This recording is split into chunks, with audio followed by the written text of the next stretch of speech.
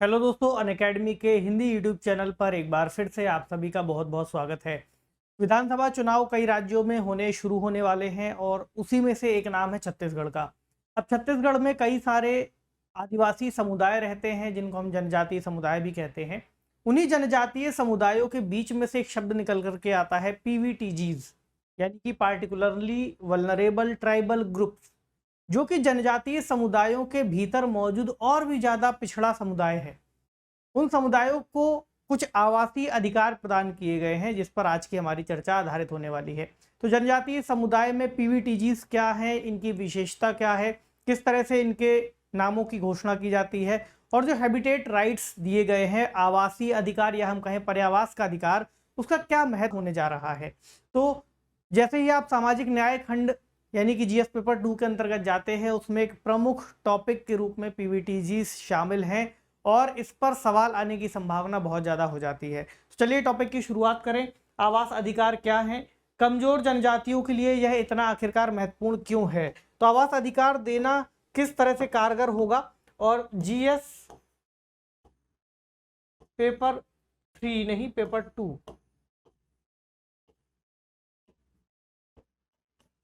सामाजिक न्याय। इसके अलावा पीवीटीजीज पर प्रीलिम्स में भी क्वेश्चन बन सकता है कि हाल ही में किस राज्य ने अपने अंतर्गत पीवीटीजीज को पर्यावास से जुड़े हुए अधिकार दिए हैं, ऐसा कोई सवाल पूछा जा सकता है। या फिर कितने पीवीटीजीज हैं, कितने राज्यों में हैं, कितने संघराज्य क्षेत्रों में हैं, किसी संघराज्य क्षेत्र में है भी या फिर नहीं है, ऐसा भी कोई सवाल आपको देखने को मिल सकता है। तो खबरों में किस लिए है, क्योंकि हाल ही में बैगा समुदाय को, किसको, बैगा समुदाय को, विशेष रूप से कमजोर जनजातीय समुदाय के अंतर्गत जो कि आता है, उसको पर्यावास का अधिकार दिया गया है। ठीक है, कहाँ दिया गया है, छत्तीसगढ़ में। याद रखिएगा दो बातें। इससे पहले छत्तीसगढ़ में ही एक जनजाति थी जो कि पीवीटीजी के अंतर्गत आती है, उसको कहते हैं कमार। तो कमार जनजाति को भी ये अधिकार दिया गया है। तो छत्तीसगढ़ के अंतर्गत दूसरी जनजाति ऐसी है बैगा, जिसको यह अधिकार मिला है। और याद रखिएगा अब तक केवल 3 पीवीटीजीज को ही यह अधिकार दिया गया है।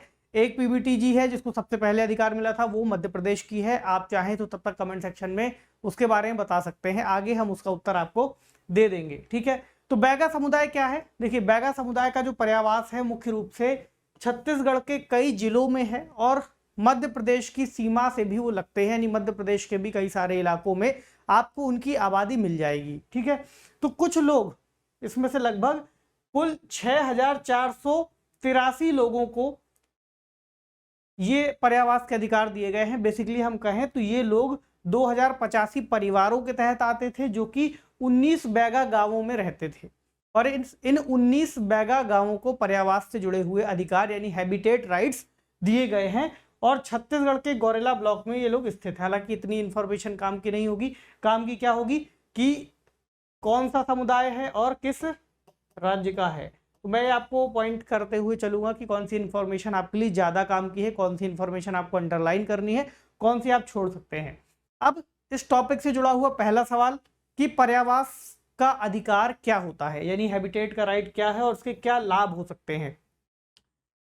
पहला तो ये कहा गया है कि आदिवासी समुदाय जिस भी क्षेत्र में रहते हैं वो अधिकतर वन से जुड़ा हुआ क्षेत्र होता है। तो वन के क्षेत्र में उनका रहना उनके पारंपरिक ज्ञान, उनकी संस्कृति और उनके आवास को दर्शाता है, और उस आवास में अपनी आजीविका से जुड़े हुए वो कार्यों को करते हैं।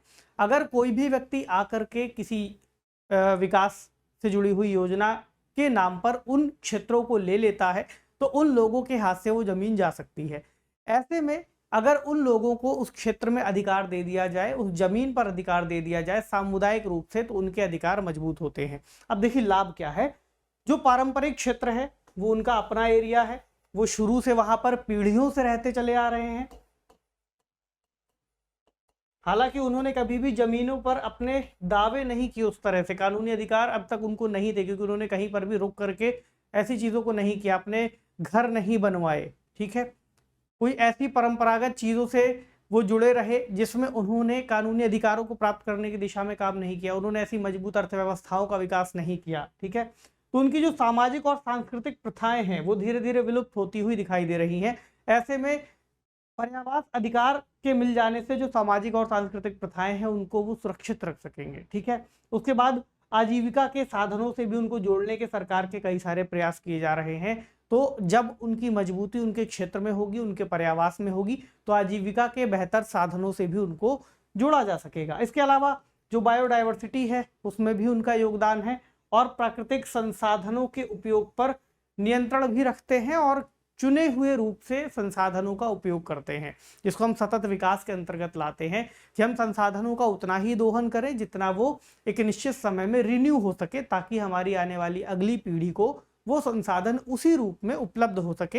ये सतत विकास लक्ष्यों का एक महत्वपूर्ण मकसद है। तो बेसिकली हम कह सकते हैं उनके पारंपरिक ज्ञान की रक्षा हो सकती है और पीवीटीजी समुदाय अपने पर्यावास विकसित करने के लिए सशक्त हो सकते हैं। उनको बार बार उनकी जमीन से हटाया नहीं जाएगा, ये इसका एक महत्वपूर्ण कारण होगा। ठीक है, तो ये अधिकार और क्या क्या लाभ देंगे, देखिए इसके अलावा पर्यावास अधिकार जो है वन अधिकार अधिनियम यानी फॉरेस्ट राइट एक्ट 2006 के अंतर्गत भी अधिकार देते हैं।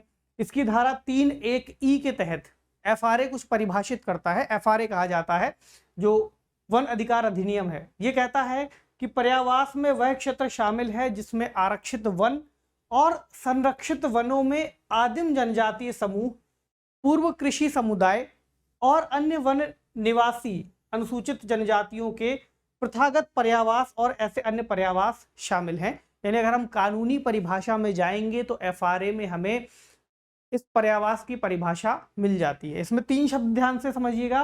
पहला है आदिम जनजातीय समूह, दूसरे कौन से हैं, पूर्व कृषक समुदाय या पूर्व कृषि समुदाय हम कह सकते हैं, यानी कृषि से पूर्व रहने वाले जो समाज थे, और तीसरा है वन निवासी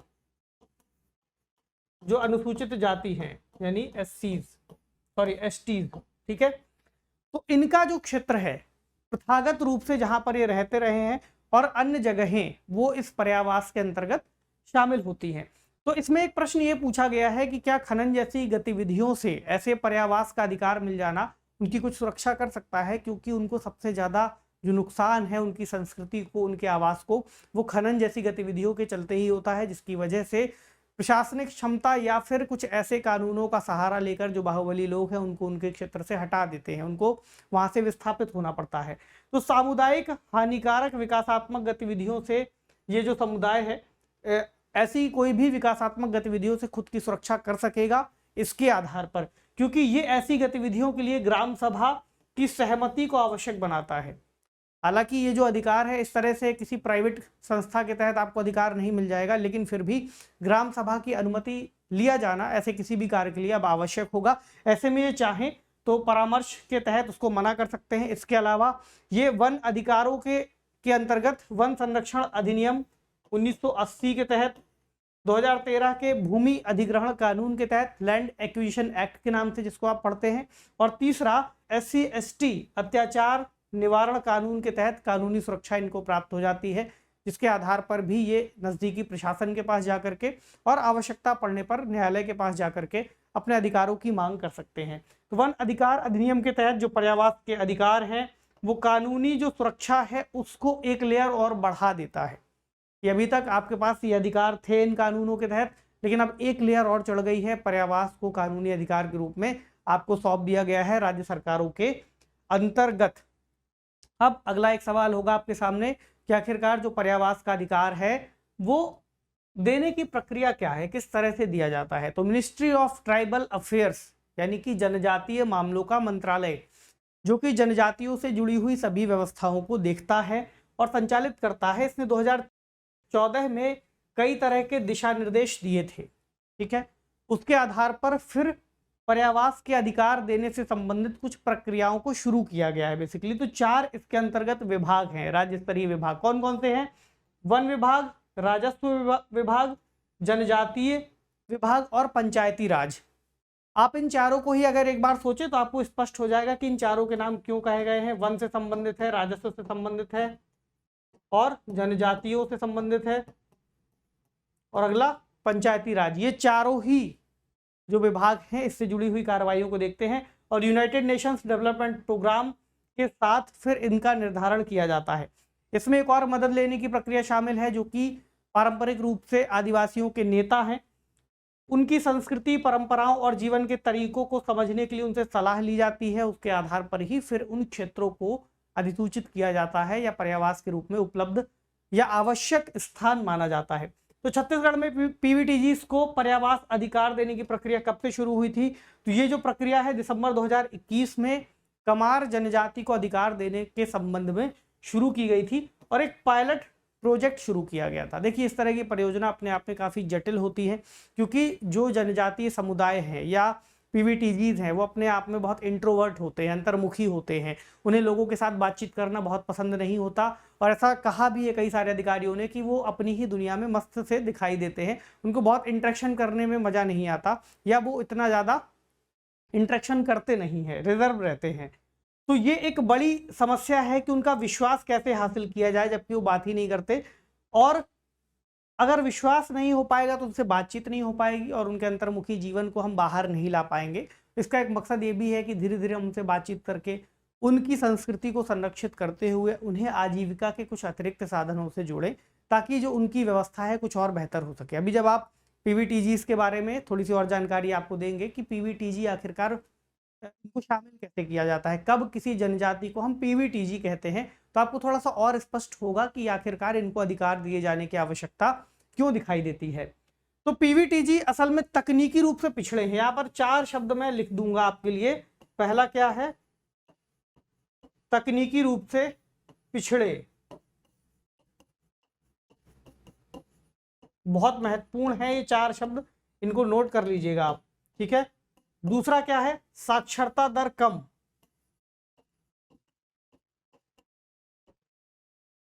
तीसरा क्या है? आबादी में गिरावट, यानी कि जो आबादी है उसकी वृद्धि स्थिर हो गई हो या उसमें गिरावट आ रही हो। और चौथा है निर्वाह अर्थव्यवस्था।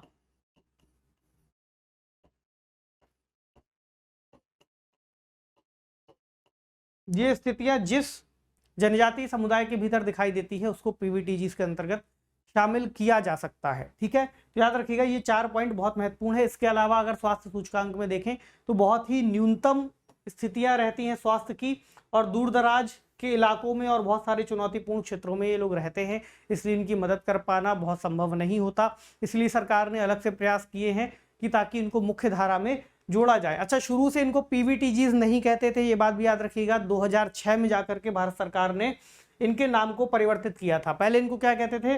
प्रिमिटिव ट्राइबल ग्रुप्स, यानी पीटीजीज, ठीक है, यानी कि आदिम जनजातीय समूह। और ये जो नाम आया था ये ढेबर आयोग की सिफारिश के आधार पर 1973 में इनकी श्रेणी का निर्माण किया गया था, और फिर आगे चलकर 2006 में भारत सरकार ने इनके नाम में परिवर्तन किया और इनको पीवीटीजीज नाम दिया गया। अब जनजातीय मामलों का जो मंत्रालय है वो पूरे भारत में 75 पीवीटीजीज की पहचान कर चुका है और सामाजिक संकेतकों में सुधार के लिए कई सारी योजनाओं को शुरू किया है उन्होंने। अब तक 75 पीवीटीजीज की पहचान की गई है, याद रखिएगा। और ये जो मान्यता है ये केवल कुछ ही लोगों को मिली है। इन 75 में से केवल 3 पीवीटीजीज को पर्यावास के अधिकार दिए गए हैं। मैंने आपको शुरू में इशारा किया था कि मध्य प्रदेश की एक जनजाति है जो पीवीटीजीज के अंतर्गत आती है, वो है भारिया, ठीक है। कमेंट सेक्शन में जिसने उत्तर दे दिया होगा अच्छी बात है, नहीं दिया तो भारिया जनजाति है जिसको सबसे पहले पर्यावास का जो अधिकार है वह दिया गया था। उसके बाद छत्तीसगढ़ में कमार, पीवीटीजीज और बैगा जनजातियों को ये दिया गया है, यानी कि पहली है भारिया मध्य प्रदेश से, और मध्य प्रदेश पहला ऐसा राज्य था जिसने भारिया जनजाति को ऐसा पर्यावास का अधिकार दिया था। दूसरा राज्य है छत्तीसगढ़ जिसने सबसे पहले कमार और उसके बाद बैगा जनजाति को अब यह अधिकार दिया है। छत्तीसगढ़ में कितने पीवीटीजीज है? अगर बात राज्य की कर ही रहे हैं तो राज्य के आधार पर समझ लीजिए। यहाँ पर 7 पीवीटीजीज आते हैं, जिसमें से कि 5 को केंद्र सरकार ने सूचित किया है और 2 को राज्य सरकार ने सूचित किया है। कौन कौन से हैं? 7 पीवीटीजीज का पर्यावास है यहाँ पर। कमार, बैगा, पहाड़ी कोरबा, अबूझमाड़िया, बिरहोर, पंडो और भुजिया। तो जो पंडो और भुजिया है इन्हें स्टेट गवर्नमेंट ने घोषित किया है। और बाकी के जो 5 है उन्हें केंद्र सरकार ने पीवीटीजी घोषित किया है। तो आप अब स्पष्ट रूप से समझ पाएंगे छत्तीसगढ़ राज्य में टोटल 7 हैं, जिसमें से कि 2 को, कमार को और बैगा को ये पर्यावास के अधिकार मिले हैं। ठीक है, टोटल 7 हैं। निष्कर्ष क्या है, इसका क्या लाभ हो सकेगा? तो पहला निष्कर्ष कहता है कि बैगा समुदाय को यह अधिकार मिलने से, पहली बात जिस राज्य की चर्चा हो रही है उससे ही समझ ले, तो छत्तीसगढ़ के अंतर्गत जो कमजोर आदिवासी समूह हैं उनको सशक्त बनाने की दिशा में एक प्रयास किया जा रहा है। इस तरह से जैसे एक समुदाय को दिया गया फिर दूसरे को दिया गया, इस तरह करते हुए अन्य जिसको इसकी आवश्यकता होगी उनको ये अधिकार या पर्यावास के जो आवास है वो दिया जाएगा। इसके अलावा जो उनका सशक्तिकरण की दिशा में प्रयास है वो भी तेज होगा और ये अधिकार देने से उनकी जो जीवन की पद्धति है, पारिस्थितिकी तंत्र की सुरक्षा है और सांस्कृतिक विरासत और जैव विविधता का संरक्षण सुनिश्चित होगा। क्योंकि जो भी जनजातियां हैं वो उन पारंपरिक रूप से वनों के समुदाय के तहत जानी जाती है या वनों के अंतर्गत कार्य करती हैं और उनको संरक्षण देने से एक पूरी जीवन पद्धति को संरक्षण मिलेगा, एक पूरे इकोसिस्टम को सुरक्षा मिलेगी, सांस्कृतिक विरासत आपका संरक्षित होगा और जैव विविधता भी संरक्षित हो सकेगी। क्योंकि आप सोच करके देखिए, अगर किसी क्षेत्र में किसी तरह का अवैध निर्माण या खनन के कार्य शुरू हो जाते हैं तो उसके बाद न केवल वहां पर रहने वाले मनुष्यों को विस्थापित होना पड़ता है, बल्कि वहां की जो जैव विविधता है, खाद्य श्रृंखला है, वो भी पूरी प्रभावित होती हुई दिखाई देती है।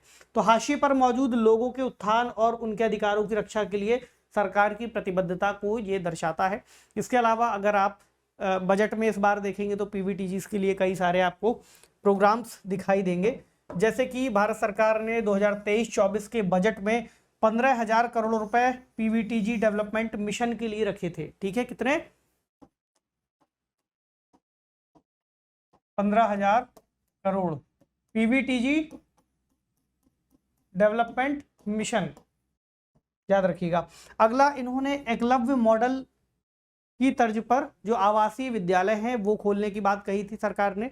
इसके अलावा जो मिलेट्स हैं, मोटे अनाज हैं, उनसे पीवीटीजीज को जोड़ने की बात कही थी ताकि उनकी जो आर्थिक स्थितियां हैं वो मजबूत हो सके और उनके द्वारा एकत्रित किए गए इस अनाज का वितरण भी किया जा सके। इसके अलावा mission to eliminate sickle cell anaemia by 2047 यानी कि 2047 तक जो सिकल सेल अनीमिया है, महिलाओं में रक्ताल्पता की जो समस्या हो जाती है, रक्त की कमी हो जाती है, उसको दूर करने के भी प्रयास इस मिशन के तहत किए जाएंगे। तो ओवरऑल जो डेवलपमेंट है इससे जुड़ेगा और जो हैबिटेट प्रदान करने की बात है वो भी अपने आप में बहुत जरूरी होगी। अब एक सवाल इससे जुड़ा हुआ क्या कहता है, निम्नलिखित कथनों पर विचार कीजिए। पहला स्टेटमेंट, महत्वपूर्ण वन्यजीव आवास की परिभाषा वन अधिकार अधिनियम 2006 में शामिल की गई है। दूसरा स्टेटमेंट है, भारत में पहली बार बैगाओं को पर्यावास अधिकार दिया गया है। और तीसरा है, केंद्रीय पर्यावरण, वन और जलवायु परिवर्तन मंत्रालय आधिकारिक तौर पर भारत के किसी भी हिस्से में आदिम और कमजोर जनजातीय समूहों के लिए आवास अधिकारों का निर्णय और घोषणा करता है। याद रखिएगा, बहुत महत्वपूर्ण प्रश्न है, आपसे पूछा जा सकता है। तीनों ही स्टेटमेंट इंपॉर्टेंट हैं। आपको कमेंट सेक्शन में ये उत्तर देना है कि इसमें से कितने कथन सही हैं।